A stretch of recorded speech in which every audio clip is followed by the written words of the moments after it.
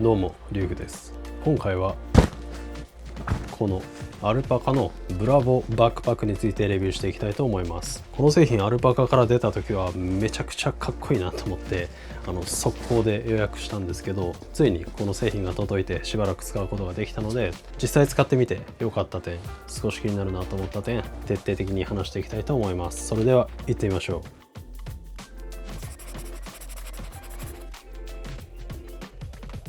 それではまず最初にこのブラボバックパックについて簡単におさらいしていきます。アルパカのブラボバックパックは日常から通勤旅行まで幅広く対応する洗練されたデザインのバックパックです。容量は23リットルあって16インチまでのラップトップを収納することができます。素材には耐久性と耐水性に優れた400デニールのリップストップナイロンが使用されており、YKK 製のアクアガードファスナーを使用することで悪天候でも対応できる安心感があります。用途は通勤や通学など幅広いシーンで活躍します。主な特徴としてはフロントのクイックアクセスポケット、内部のメッシュファスナーポケット、両サイドのボトルポケットであったり、裏側の隠しセキュリティポケットなど整理整頓に便利な収納が充実しています。また通気性の高いパッド入りの背面パネルであったり、剛性の強いハーネスシステムによって長時間の使用でも快適になっています。もちろんラゲージパススルームも搭載されているので旅行時のスーツケース移動なんかでも快適です。シンプルながら機能性に優れたブラボバックパックはスタイルと実用性を兼ね備えた理想的なバックパックの一つと言えます。それでは早速良かった点について話していきます。まず一つ目の良かった点は軽いという点です。このバックパックは 1200g とこういったシティユースのテックバックパックとしてはかなり軽い部類に入ります。この軽さながら中は23リットルとかなり大容量で、日常的に荷物の多い人だったり、あとは出先で買い物をしたり荷物が増えるっていう用途においてかなり理想的な形と言えます。この軽さ、この容量でこういったしっかりとしたクッション性のあるラップトップスリーブがあるバックパックとしてはかなりいい選択肢なんじゃないかなって思います。2つ目の良かった点はテックに寄りすぎていないっていう点です。今テックバックパックとは言いましたが、結構見た目的にはリップストップナイロンが使われていたり、ミニマルながらかなりガチャガチャしたガジェットっていう感じが少ないバックパックになっています。要因としては芯材の使い方がうまいなっていうのがあって、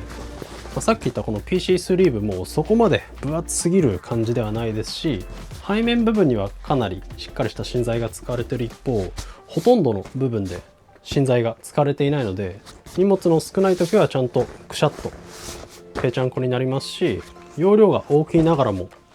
荷物が少ない時はかさばりにくい設計になっています。なんかシティとアウトドアのいいとこ取りのバランス感覚だなって感じました。PC 持ち歩くシチュエーションとそうじゃないシチュエーションが半々ぐらいの人にとってはすごくいい選択肢なんじゃないかなって思います。次の良かった点は大容量なのにかさばらない柔らかさです。このバックパック一見パリッと見えるんですが、表面素材がかなり柔らかい生地でできています。この底面部分にこういったものをしっかり入れればかなり安定して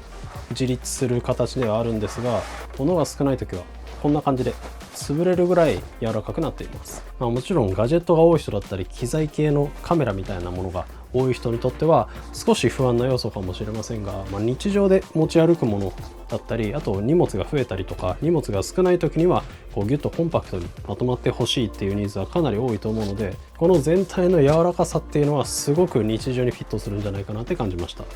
次の良かった点は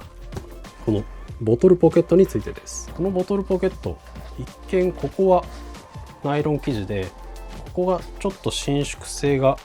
少しだけある素材なのでちょっとなんかタイトだなっていう風に感じるんですが、すごく秀逸な設計をしています。まずはこの下の部分が実は少しだけメッシュ素材になっています。ここがメッシュになっていることでこういった折りたたみ傘なんかを収納した際にここからちゃんと水分が逃げていってくれるので、傘を差していて駅に着いて傘をパッと収納したい時なんかに重宝します。しかもこのメッシュが外からはあんまり見えないようになってるんですよね。かなり近づかないと気づかない感じで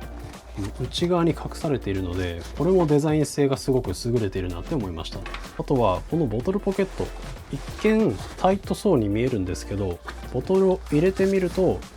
かなりゆったりしていることが分かります。よく見るとこのボトルポケット、内側に少しせり出ているんですよね。ここをギュッと潰してここにボトルを入れるとこんな感じで、ここが膨らんで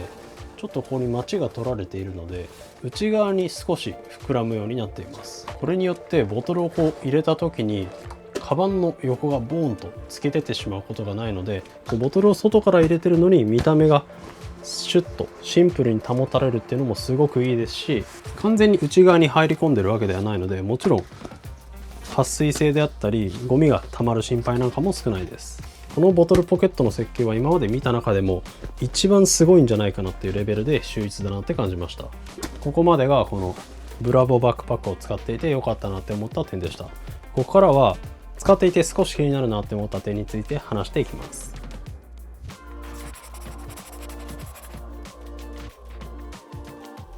まず1つ目の気になった点は、かなり大きく見えるという点です。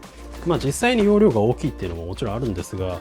このダーツの切られ方であったり全体のこの表面の面積が大きく見えるので、小柄な人であったり女性の方が背負った場合はちょっと大きいバックパックを背負っているなっていう感じがしちゃうかもしれません。これはエアーのバックパックなんですが、正面の見た目がかなりこっちの方がちっちゃく見えると思います。実際にこっちはちっちゃいのでこう横にしたりするとサイズの違いがかなり顕著ではあるんですが、この後ろから見た時の顔がかなりこっちはのっぺりした印象を持ちます。上部も丸みがあってかなり可愛い感じですし、表面も少しダーツが切られているのでそこまでかさばる感じはしないんですが、もうちょっとこのダーツが深く入っていたり、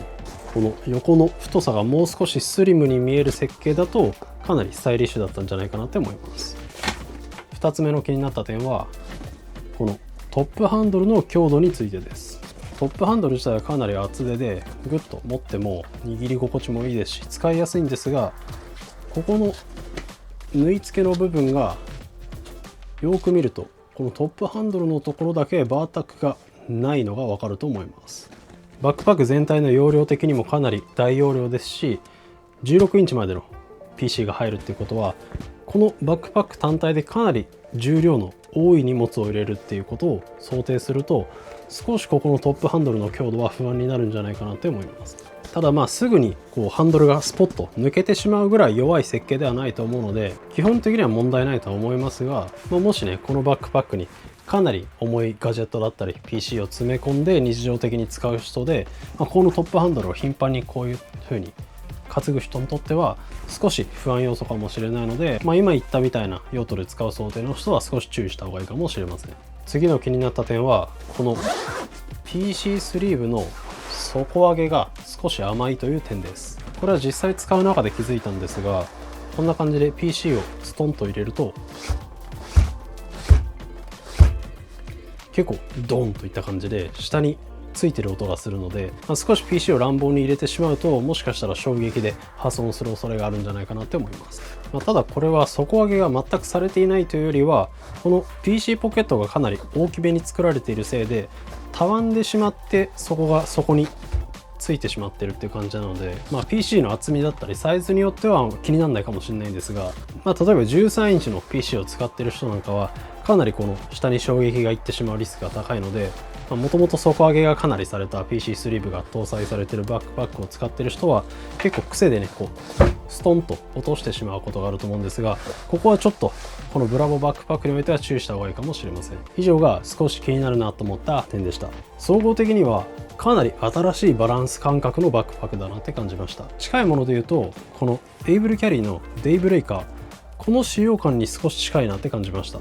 もちろんこのブラボバックパックの方がガジェットだったり PC を持ち運ぶっていう用途においては軍配が上がるんですが、この全体のリップストップのアウトドアな質感であったり、柔らかい生地感みたいなものを考えると、こっち側が少しアウトドアに寄ったハイブリッド系のバックパックで、こっち側が少しシティに寄ったハイブリッド系のバックパックみたいな、そういった立ち位置になるんじゃないかなって思います。なのでバリスティック生地だったり X パックみたいなパリッとした生地をシティユースに使いたい人にとってはあまりおすすめしませんが、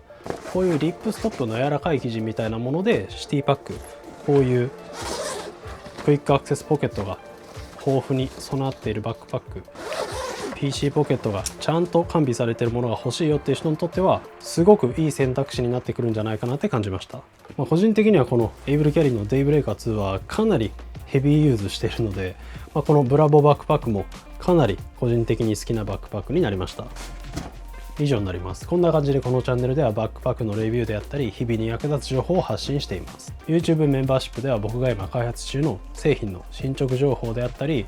僕が使ったカバンの次のオーナーを探すセカンドオーナー制なんかを特典として用意しています。気になったらぜひ概要欄からチェックしてみてください。X、Instagram、TikTok、ポッドキャストもやっています。ぜひフォローお願いします。最後にこの動画が面白いと思ったらグッドボタンとチャンネル登録、通知登録をお願いします。最後までご視聴いただきありがとうございました。それではまた次の動画でお会いしましょう。